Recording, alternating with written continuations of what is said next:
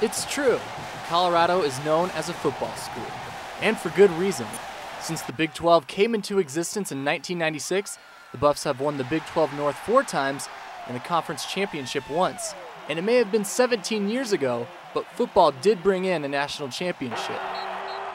There's tradition, and most important, there's wins. Even during a 6-6 season, there's plenty to cheer about. If nothing else, the individual accomplishments. Linebacker Jordan Dizon is a Butkus Award finalist and was just recognized as the Big 12 Defensive Player of the Year. America loves football. But if we're up to Athletic Director Mike Bone, every athletic program at CU would get time in the spotlight. But to catch the eye of the public, you need to win. Sometimes that means bringing in new leadership. Besides Dan Hawkins, Bone brought in CU women's basketball coach Kathy McConnell Miller, and in April, it was former Denver Nugget coach Jeff Bzdelik. And I just couldn't be prouder today to introduce to you the next men's basketball coach at the University of Colorado, your team, Jeff Bzdelik. Congratulations, buddy. Thank you. Thank you. Thank you. Thank you. I can tell you this, I'm very, very excited.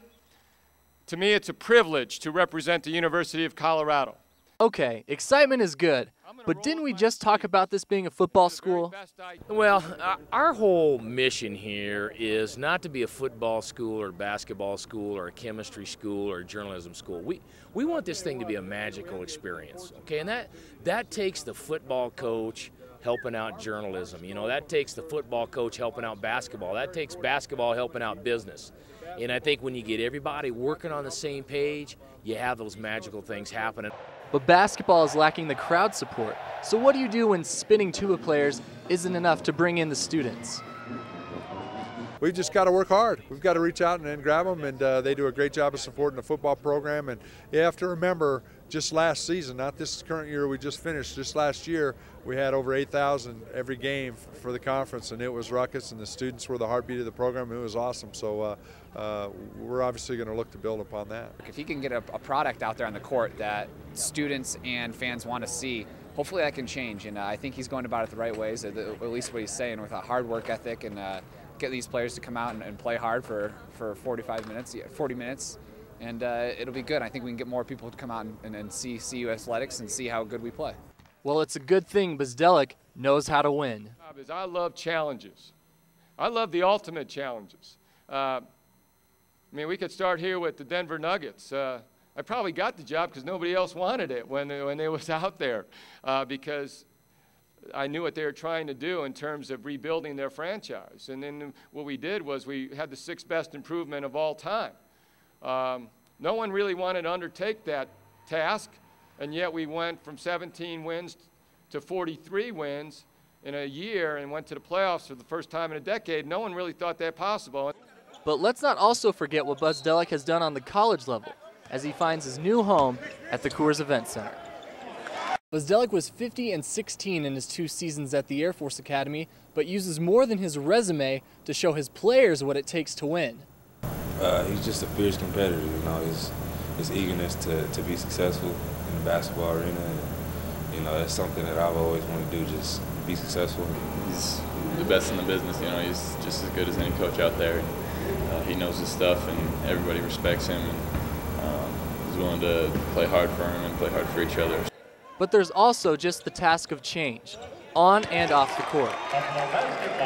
What's the transition kind of been like for you from the day you got hired in the spring and kind of now just with the last few months? Well, there's been a lot of stuff. I mean, a lot of stuff off the court, things off the court that, you know, most people don't have to deal with. New locker room, new facilities, new offices, trying to get video equipment, understanding how the business office works here, just all sorts of things that have really exhausted a lot of our time from the standpoint of just getting acclimated.